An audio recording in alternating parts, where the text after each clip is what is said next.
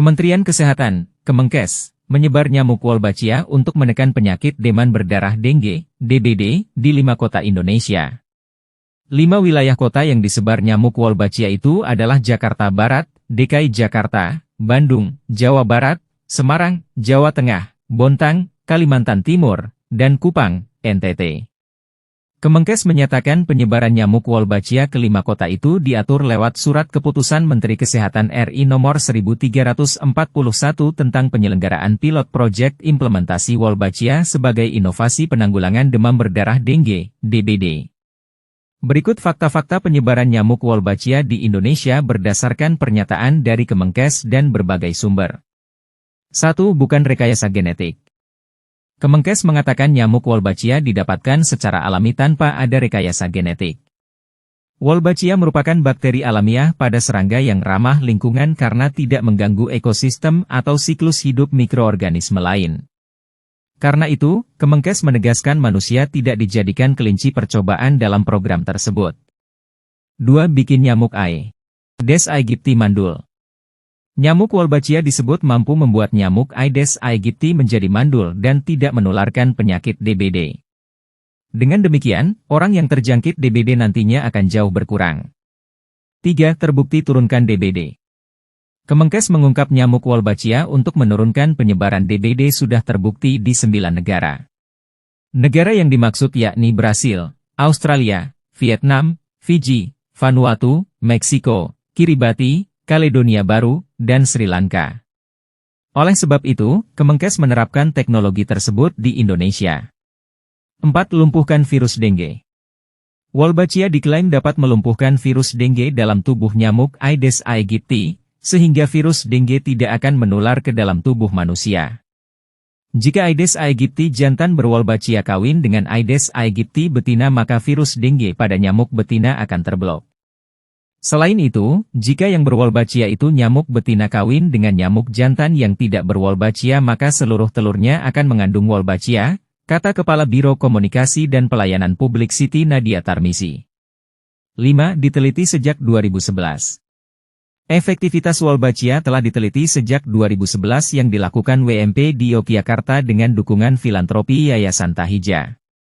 Penelitian dilakukan melalui fase persiapan dan pelepasan Aedes aegypti berwolbachia dalam skala terbatas, 2011 hingga 2015. 6. Sosialisasi di kota penyebaran nyamuk Wolbachia. Salah satu kota yang menjadi proyek pilot penyebaran nyamuk Wolbachia untuk menekan DBD adalah Semarang. Wali Kota Semarang Hefearita Gunaryanti Rahayu mengatakan pihaknya telah beberapa kali melakukan sosialisasi terkait dengan Wolbachia, dengan wilayah utama yang mendapatkan sosialisasi dari Dinkes Semarang adalah zona yang banyak kasus DBD. Masyarakat jangan khawatir akan penyebaran nyamuk Wolbachia. Kami lihat potensi wilayah penyebaran penyakit demam berdarah tinggi saat musim hujan, yaitu di Banyumanik dan Tembalang, kata dia yang karib disapa Ita di Semarang, Senin 20 November seperti dikutip dari Antara. Ia juga meminta masyarakat tetap melaksanakan pemeriksaan jentik nyamuk, PJN, dan pemberantasan sarang nyamuk, PSN, di lingkungan rumah secara rutin, yakni 2 kali dalam sepekan. Di Kota Semarang, strategi nyamuk Wolbachia dengan meluncurkan program Wolbachia ing Kota, Wingko, Semarang pada akhir Mei lalu di Kecamatan Tembalang yang memiliki kontur padat penduduk, banyak pepohonan, dan genangan air.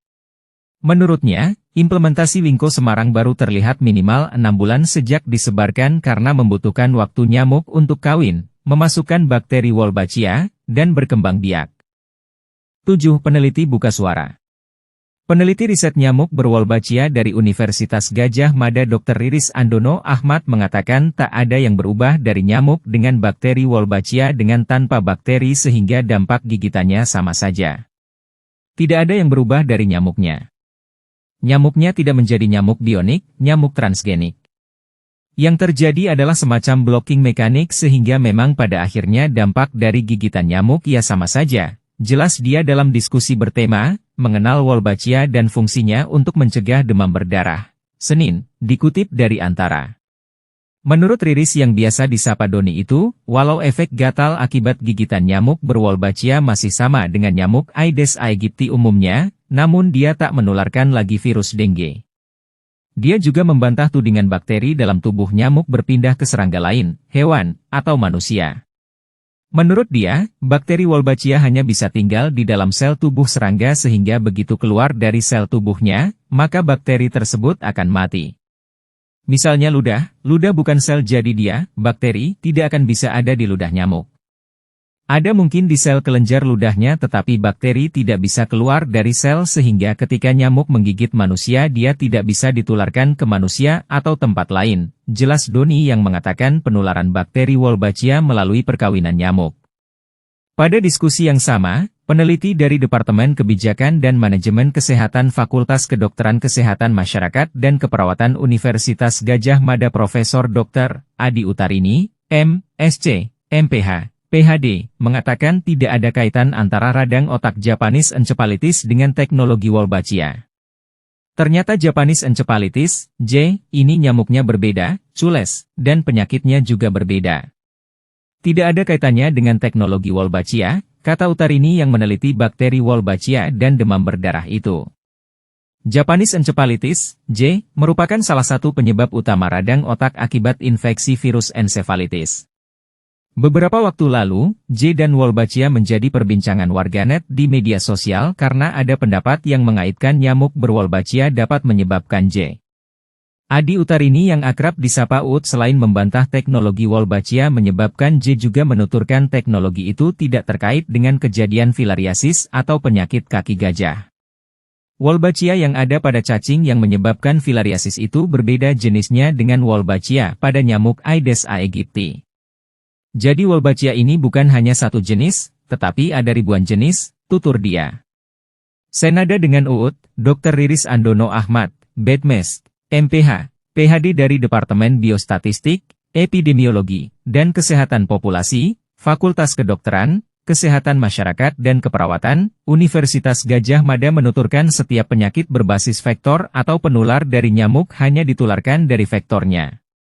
Aedes aegypti hanya bisa menularkan 4 penyakit yakni dengue, Zika, chikungunya dan yellow fever, demam kuning.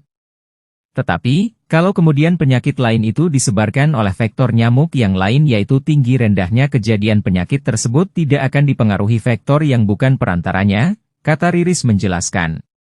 Setali 3 uang dengan Ut, dia mengatakan J dipengaruhi nyamuk cules, bukan Aedes aegypti yang menjadi vektor 4 penyakit tadi.